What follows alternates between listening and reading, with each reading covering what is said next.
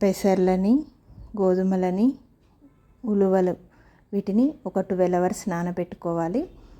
తర్వాత ఒక స్ట్రైనర్ సహాయంతో శుభ్రంగా వాష్ చేసుకొని ఇలా ఫ్యాన్ గాలికి పెట్టుకుంటే చక్కగా ఆరిపోతాయి. తడి లేకుండా ఆరితే మొలకలు స్మెల్ రాకుండా ఉంటాయి. ఇలా చేశాక ఒక స్ప్రౌట్స్ మేకర్ అనేది ఉంటుంది. ఇది మేము అమెజాన్లో తీసుకున్నాం. దీంట్లో 4 బాక్సెస్ ఉంటాయి. అడుగున వాటర్ పోయడానికి ఉంటుంది. 3 బాక్సెస్ సపరేట్గా ఉంటాయి. 3 బాక్సెస్ని యూజ్ చేసి మనం 3 రకాల మొలకలు చేసుకోవచ్చు. నేను అడుగు దాంట్లో పెసలు వేస్తున్నాను, ఇంకా మధ్యలో ఉలువలు వేశాను, తర్వాత గోధుమలు కూడా వేసుకుంటాను. ఇలా వేసి మొలకలు కట్టుకోవచ్చు. వీటిలలో పెసలలో కానీ ఉలువలలో కానీ ఏదైనా స్ప్రౌట్స్లో హై ప్రోటీన్ ఉంటుంది. ఇది వెజిటేరియన్కి ఎంతగానో యూజ్ అవుతుంది.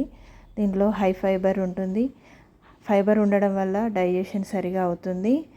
ఇది rich in iron and calcium. ఇది బోన్స్కి ఎంతగానో యూజ్ అవుతుంది. ఇందులో లో ఫ్యాట్ ఉంటుంది. సో ఇవి హెల్త్కి ఎంతో యూజ్ చేస్తుంది.